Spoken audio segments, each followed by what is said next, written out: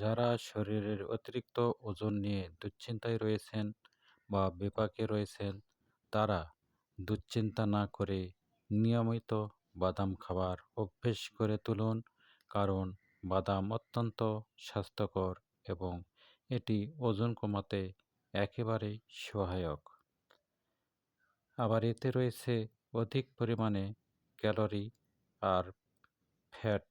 যদিও এই ফ্যাট শরীরের জন্য খুবই উপকারী এবং দরকারি। যারা ওজন নিয়ন্ত্রণে রাখার জন্য ক্যালোরি ও ফ্যাট মেপে খাদ্যাভ্যাস করছেন, তাদের কাছে এই স্বাস্থ্যকর বাদাম নিয়েও রয়েছে দ্বিধা।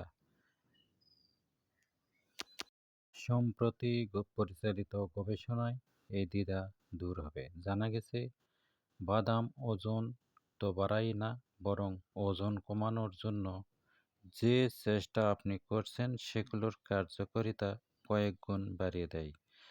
গবেষণায় দেখা গেছে বাদাম এবং ওজন বৃদ্ধির মাধ্যমে কোনো যোগাযোগ নেই, বরং কিছু পর্যালোচনায় দেখা যায় বাদাম খাওয়ার কারণে ওজন কমে যায়। তাছাড়া কোমরের বেরো বা কোমরের প্রশস্ততাও কমে আসে।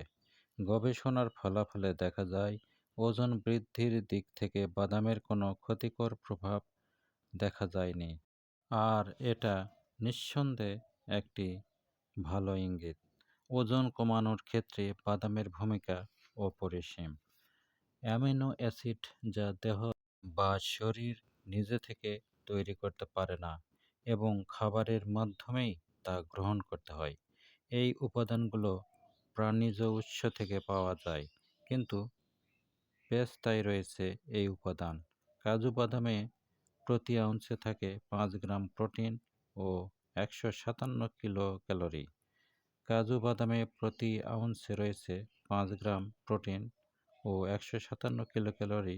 মুখরোচক মিষ্টি স্বাদের জন্য সকলের কাছে প্রিয় কাজু বাদাম। কাজু বাদামে রয়েছে কপার, যা হাড়ের স্বাস্থ্য ও হৃৎপিণ্ডের স্বাস্থ্য ভালো রাখতে সহায়তা করে। পুষ্টিবিদদের মতে ভাজা বাদামে অ্যান্টিঅক্সিডেন্টের মাত্রা আরও বেশি পরিমাণে থাকে। কাজেই প্রতিদিন এক মুঠো করে যে কোনো বাদাম, সেটা চীনা বাদাম হোক, পেস্তা হোক, কাজু বাদাম হোক, যেটাই হোক, যে কোনো বাদাম আপনি নিঃসন্দেহে খেতে পারেন।